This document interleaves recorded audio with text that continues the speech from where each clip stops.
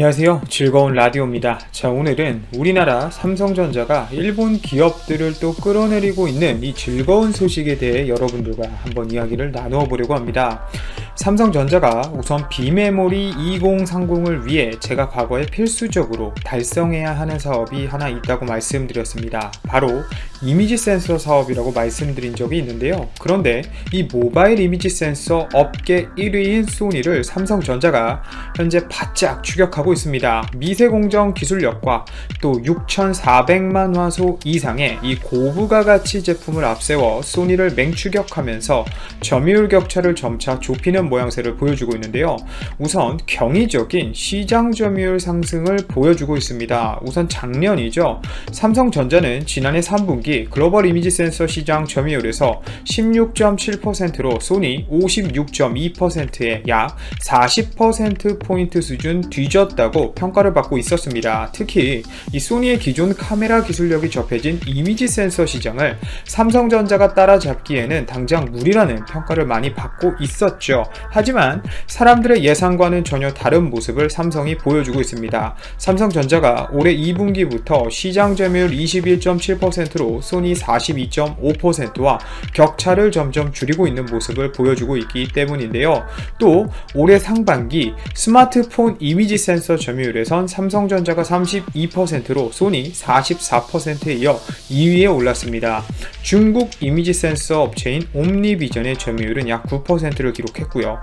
또 어떻게 보면 그래봐야 아직 2위라고 할 수 있지만 삼성전자가 이미지 센서에 막대한 투자를 한 이후 스마트폰 이미지 센서로 특정되기는 했지만 업계에서는 아주 놀라 자빠질 수준의 시장 경쟁력을 강화하고 있다는 것입니다. 여러분, 전체 모바일 이미지 센서 시장은 전년 동기 대비 15% 성장한 64억 달러까지 시장이 커졌습니다. 이유는 아실 거예요. 광각 카메라부터 시작해서 초점 센서 등 최근에 스마트폰에 적어도 3개에서 4개 수준의 이미지 센서가 들어갑니다. 결국 스마트폰에 탑재되는 카메라 개수가 늘며 이미지 센서 수요가 자연스럽게 늘었고, 또 여기에 6,400만 화소를 넘어선 또 고부가 가치의 이미지 센서, 또 1억 800만 화소 등과 같은 높은 픽셀의 이미지 센서가 출하된 영향이 컸죠. 특히 이 6,400만 화소 이상의 고화소 이미지 센서 수요는 2019년 1,500만 개에서 2023년에는 3억 3천만 개 수준으로 성장할 전망인데, 문제는 소니가 초고화소 이미지 센서의 기술력이 삼성보다 뒤지고 있다는 것입니다. 삼성전자는 기술력에 목숨을 걸고 최대 1억 화소 이상의 이미지 센서를 개발해 갤럭시 20 시리즈부터 탑재시켜 출고하면서 시장 경쟁력을 강화하고 있죠. 여러분, 방금 말씀드렸듯이 시장의 성장이 4년 동안 20배 이상 커지게 됩니다. 그런데 소니는 당장 삼성에 대응할 제품이 없다는 것이 가장 큰 문제라는 것을 저는 여러분들께 말씀드리고 싶습니다. 시스템 반도체 하나인 이미지 센서는 카메라 렌즈를 통해 들어온 빛을 디지털 신호로 바꿔 이미지를 생성하고 DSP가 쓰이겠죠. 일반적으로 이 이미지 센서 픽셀의 크기가 작아질수록 빛을 받아들이는 면적이 줄어들게 되면서 자연스럽게 촬영한 이미지의 품질이 낮아지게 됩니다. 이에 따라 픽셀의 크기를 줄여가면서도 성능을 동시에 향상시키는 것이 이 이미지 센서 기술의 핵심이라고 볼 수 있는데요. 특히 아주 빠르게 확산되고 있는 초고화소 카메라 트렌드에는 초소형 픽셀 이미지 센서가 필수적인데, 당연히 제한된 공간에 더 많은 화소를 담으면서 얇은 디자인을 동시에 구현할 수 있기 때문입니다. 최근 이미지 센서의 활용도는 더욱 각광받고 있습니다. 기본적으로 스마트폰 카메라를 넘어서 이제는 차량용 블랙박스, 그리고 좀 더 나아가 최근 각광받고 있는 자율주행차, 특히 아우디 이트론 같은 경우는 사이드 미러를 아예 없애고 그 자리에 이미지 센서를 달아버리는 경우도 보여주고 있죠. 또 증강현실, 즉 AR에도 적용이 되면서 시간이 지날수록 이미지 센서의 활용 범위가 점점 넓어지고 있어 시장 성장 가능성은 지속적으로 높아질 전망입니다. 이러니까 당연히 삼성전자는 메모리 반도체에 이어 이 시스템 반도체에서도 1위에 오르기 위해 이미지 센서 발전에 힘을 쏟고 있는 부분이고요.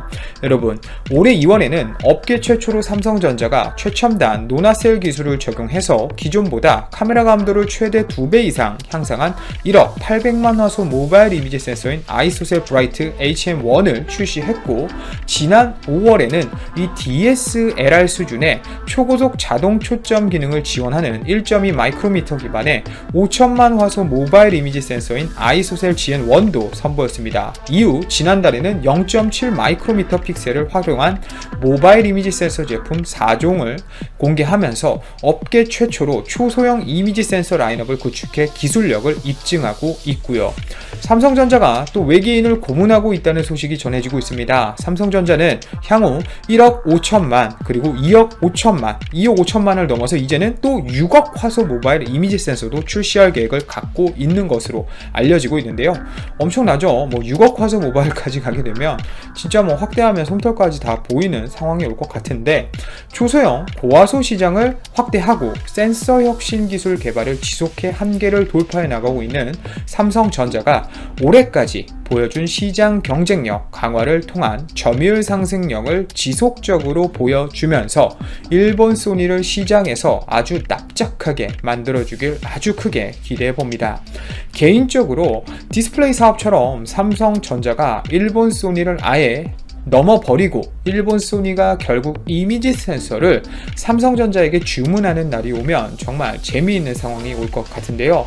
이미지 센서 시장마저 뺏겨버리면 일본 소니는 과연 어떻게 될까요? 최근 미국이 중국 화웨이에 대한 제재를 9월 15일부터 시행을 하면서 반도체를 수출하려면 미국 상무부의 허락을 맡아야 되는데, 일본 소니의 최대 매출처 중 하나가 바로 중국 화웨이입니다. 여러분, 매출 11조 수준에서 약 20%에서 많게는 최대 25%까지의 이 매출 비중을 차지하고 있는 화웨이를 당장 잃었으니 당장 올해만 해도 많은 매출 타격을 받게 되지 않을까라는 예상이 됩니다. 예상되는 수치로는 소니의 2020년도 이미지 센서 사업의 영업이익이 전년 대비 약 45% 수준 감소한 1조 4,300억 원 수준으로 그칠 것으로 전망이 되고 있는데요.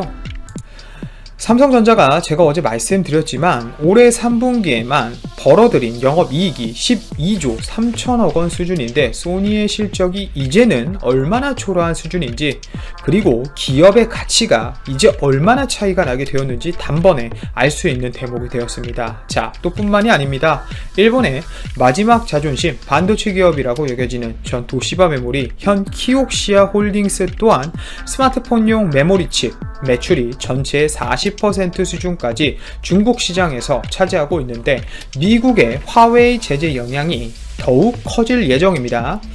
미국과 중국의 마찰로 반도체 시황 불확실성이 고조되면서 예정되어 있던 도쿄증권 거래소 상장도 연기해버렸죠. 다급한 나머지 일본이 미국에게 당장 수출 규제권에 대해서 허락을 해달라고 하는데, 자, 여러분, 본인들도 작년부터 우리나라에게 수출 규제해서 이렇게 수출하는 것 허락 안 하면서 본인들 살려고 또 아둥바둥 하려는 거, 이런 거 보면 또 참 돌고 도는 게 세상인 것 같습니다. 일본 반응 자체가 이제는 자존심을 세울 때가 아니라 우리나라에게 도움을 요청해야 할 상황까지 온 것 같은데, 언제까지 일본이 정치적인 것을 내세우면서 이렇게 경제적으로 타격을 주면서 자존심을 내세우며 우리나라에게 제재를 계속할지 궁금해지네요. 오늘도 제 방송을 들어주셔서 진심으로 감사드리고 이만 방송 마치도록 하겠습니다. 제 방송이 만약 도움이 되셨다면 좋아요, 알람, 구독, 그리고 댓글 한 번씩 꼭 부탁드립니다. 저에게 정말 큰 힘이 됩니다. 이만 방송 마치도록 하겠습니다. 즐거운 연휴 보내시길 바랍니다. 감사합니다. 삼성전자가 극자외선 노광 공정용 핵심 전자재료인 포토레지스트 조달처 다변화를 위해 움직이고 있다. 27일 업계에 따르면 삼성전자 파운드리 사업부는 차세대 5나노 로직 공정에서 미국 반도체 전자재료 스타트업 인프리아의 EUV 무게 PR을 도입하기 위해 최근 평가를 진행하고 있다. 평가 진척도는 이미 상당한 수준까지 도달해 있다는 것이 이 사안의 정통한 관계자 설명이다. 이 관계자는 노광, 현상, 시가토, 결함 지표가 기존 일본 회사의 6E-PR 제품 대비 10분의 1 수준으로 낮은 것으로 전해지고 있다고 말했다. 만족할 만한 성능 지표가 나왔다는 의미다. 평가를 순조롭게 통과하면 5나노 파운드리 로직 공정 일부에 인프리아 재료가 적용될 가능성이 높다. 이 경우 그 다음 세대 공정에선 사용량이 본격 확대될 수 있다는 관측이 나온다. 인프리아의 EV-PR은 주석 기반으로 조성된 무기물이다. 기존 PR은 유기물이다. 인프리아는 자사무기의 PR이 기존 유기 PR보다 분자 크기가 5분의 1 수준으로 작다고 강조하고 있다. 광 흡수율도 4에서 5배 높다. 이 덕에 보다 조밀하고 정확하게 효율적으로 회로 패턴을 형성할 수 있다는 것이 회사 설명이다. 시각 선택비도 10배 이상 높다. 무기물이 유기물보다 단단하기 때문이다. 선택비가 높다는 건 추가 공정 없이 보다 정확하게 필요한 부분만을 깎아서 없앨 수 있다는 의미다. 인프리아 PR은 음성 타입이다. 기존에는 음성보다 양성 PR을 많이 썼다. 양성 PR은 노광 공정 시 빛이 닿은 부분이 없어진다. 반대로 음성 PR은 빛이 닿은 부분이 경화된다. 음성 PR을 쓰면 현상 공정에서 빛이 닿지 않은 부분을 제거할 수 있다. 5나노 이하로 가면 음성 PR 사용량이 많아진다. 초미세의 구멍을 뚫을 때 양성보단 음성 타입이 유리하다. 현재 7나노 UV 공정에서도 구멍을 정확하게 뚫는 것이 어려워 애를 먹고 있는 것으로 전해지고 있다. 인프리아는 2007년 미국 오리건 주립대학교 화학연구소에서 분사 설립된 회사다. 2014년 삼성 벤처투자는 미국 인텔, 어플라이드 머티리얼즈 등과 함께 인프리아에 투자했다. 삼성은 2017년에도 추가 투자를 했다. 일본 PR 회사인 TOK와 JSR도 투자를 단행한 상태다. 인프리아는 2017년 조달한 투자금으로 테스트 제조 시설을 만들어 소량이지만 제품 생산을 시작했다. 또 다른 업계 관계자는 삼성은 이미 오래전부터 인프리아 기술 가능성을 높게 평가해 투자를 했다면서 근래 일어난 일본 EV-PR 수출 규제로 인해 양산 라인 적용 논의가 급물살을 타고 있는 모양새라고 설명했다. 인프리아의 무기 PR을 중심으로 새로운 생태계가 열리고 있다. 어플라이드는 무기 PR을 위퍼 위로 바르는 코터 설비를, TOK는 무기 PR용 현상액을 개발하고 있는 것으로 전해졌다. 글로벌 제조업 세 번째기가 예사롭지 않은 이유?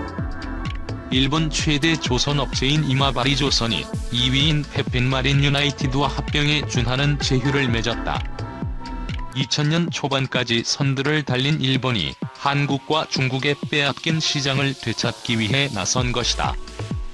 앞서 중국 정부도 최근 자국 1위와 2위 조선사를 합병시키는 등 조선업종의 합종연횡이 본격화하는 모습이다. 정보기술 업체들의 세 번째기도 빨라지고 있다. 가장 눈에 띄는 곳은 삼성전자와 파운드리 시장에서 경쟁 관계에 있는 대만이다. 대만 반도체 기업 누보토는 최근 일본 파나소닉의 반도체 관련 사업을 인수하기로 했다. 1월 UMC가 후지스의 반도체 공장을 인수하고 2월 산업용 컴퓨터 기업인 어드벤텍이 오므론의 자회사를 사들인 데 이어 올 들어 국책한 것만 세 번째다. 중국이 디램이나 랜드 플래시 메모리 등의 양산에 나서자 기술력과 인재에서 앞서 있는 일본 업체를 인수해 추격에서 벗어나겠다는 구상이다. 중국은 2025년까지 반도체 자금률 70%를 달성한다는 목표 아래 막대한 자금을 쏟아 붓는 것도 모자라 경쟁 업체들의 인재를 대놓고 뽑아가고 있다. 반도체 업체인 칭화유니그룹은 일본 LP다 최고 경영자 출신을 수석 부서장으로 영입하기도 했다. 지난달에는 프랑스 루이비통 모의 헤네시가 미국 보석업체 티파니를 162억 달러에 인수하기로 하는 등 단 하루에 700억 달러 규모의 글로벌 인수 합병 소식이 터져 나왔다. 해외 제조업체들이 시장 구도를 새로 만들기 위해 무섭게 움직이는 동안 우리 기업들은 외부와의 경쟁은커녕 내부 환경에만 매달려 역동성을 현저히 잃고 있다.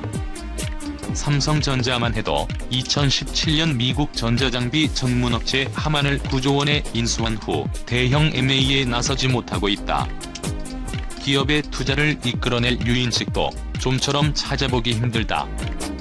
서비스 산업발전기본법과 원격 진료를 허용하는 의료법 개정안 등은 18대 국회부터 데이터 3법 등은 19대 국회부터 발의됐지만 여전히 처리되지 못하고 있다. 대신주 52시간 근로자와 화학물질관리법 등 각종 법규는 기업의 숨통을 조이고 있다. 이러다가 우리 기업들이 정말 버려진 자식도 모자라 끓는 냄비 소개구리처럼 될까 무섭다.